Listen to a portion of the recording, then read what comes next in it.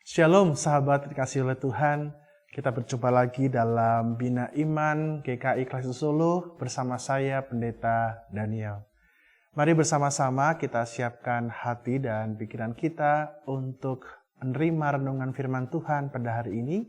Maka sebelumnya mari kita berdoa. Tuhan yang baik, beri kami hikmat dan pengertian dalam kuasa Roh Kudus-Mu agar firman Tuhan yang boleh kami renungkan dapat betul-betul kami hayati serta kami lakukan dalam kehidupan kami sehari-hari. Kami berdoa dalam nama Tuhan Yesus Kristus. Amin.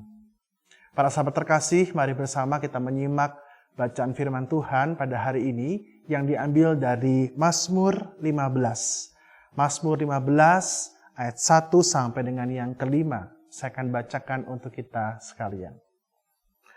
Mazmur Daud. Tuhan, siapa yang boleh menumpang dalam kemah-Mu? Siapa yang boleh diam di gunung-Mu yang kudus? Yaitu Dia yang berlaku tidak bercela, yang melakukan apa yang adil dan yang mengatakan kebenaran dengan segenap hatinya.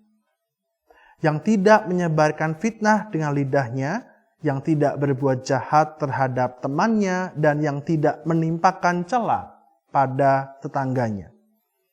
Yang memandang hina orang yang tersingkir, tetapi memuliakan orang yang takut akan Tuhan, yang berpegang pada sumpah walaupun rugi. Yang tidak meminjamkan uangnya dengan makan riba, dan tidak menerima suap melawan orang yang tak bersalah. Siapa yang berlaku demikian tidak akan goyah selama-lamanya. Sahabat terkasih, saya suka kagum dengan saudara-saudara kita dari gereja Katolik ketika mereka masuk dalam ruang ibadah atau gereja. Mereka sangat menghargai gereja, menghormati gereja sebagai rumah Tuhan. Kalau kita perhatikan saat masuk gereja, biasanya mereka akan mengambil air suci yang disediakan di pinggir pintu, kemudian membuat tanda salib. Tanda salib dari air suci itu ternyata bermakna sebagai pengingat bagi mereka tentang baptisan kudus yang mereka terima. Mengingat bahwa ketika mereka masuk dalam rumah ibadah atau rumah Tuhan, mereka mengingat siapa diri mereka sebagai manusia yang telah ditebus oleh Kristus dan masuk dalam persekutuan tubuh Kristus. Lalu ketika mereka masuk ke dalam dan hendak mau duduk gitu ya di tempat masing-masing, mereka akan mengambil sikap hormat, ya biasanya dengan tanda setengah berlutut begitu menghadap altar. Ini pun juga bermakna bagaimana mereka itu menghormati Tuhan sebagai tuan rumah. Sebuah ritual yang indah, sebuah ritual yang baik, mengingatkan akan kesadaran umat bahwa saat berada di gereja, kita berada dan sepatutnya hormat kepada Tuhan, Sang Tuan Rumah. Lantas bagaimana dengan kita? Ritual kita mungkin berbeda dengan para saudara-saudari dari Katolik. Kita menggunakan sikap teduh ketika masuk gedung gereja. Kita duduk, kemudian kita mengambil sikap hikmat dan berdoa untuk menyiapkan hati dan pikiran ketika menghadap Tuhan. Apapun bentuk ritualnya, ada satu hal yang mau ditekankan tentang sebuah kesadaran. Kesadaran untuk hadir, sadar bahwa kita sedang berada di rumah Tuhan atau kemah Tuhan. Seperti yang Mazmur sebutkan. Kita berdiam dalam kemah Tuhan. Nah, kesadaran seperti inilah yang seharusnya bukan hanya ditunjukkan pada ritual itu ya. Bukan hanya pada ritual kita teduh ketika masuk gereja atau kita bernyanyi dengan hikmat dalam ibadah minggu kita atau hikmat mendengarkan khotbah. Tapi ritual itu harusnya juga terwujud dalam kehidupan sehari-hari saat kita menjalani hidup kita sebagai umat Tuhan.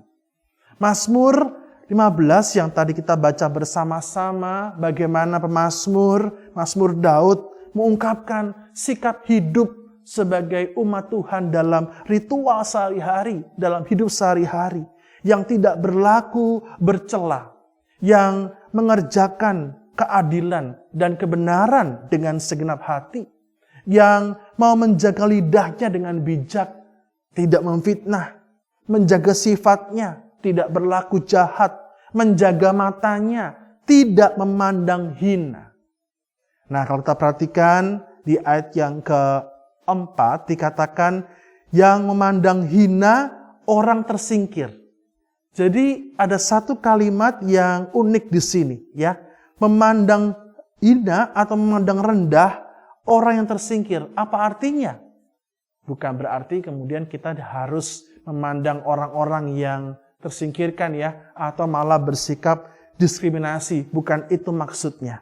Maksudnya adalah kalimat dari memandang atau kalimat dari orang tersingkir itu dibandingkan dengan orang yang takut akan Tuhan. Jadi maksud dari atau makna dari orang tersingkir ini adalah orang-orang yang fasik. Orang-orang yang menjauhkan diri dari Tuhan. Orang-orang yang tidak mau hidup dalam kebenaran. Alias orang-orang fasik atau orang-orang jahat. Jadi kalimat memandang hina orang tersingkir bukan berarti kita kemudian mendiskriminasikan ya.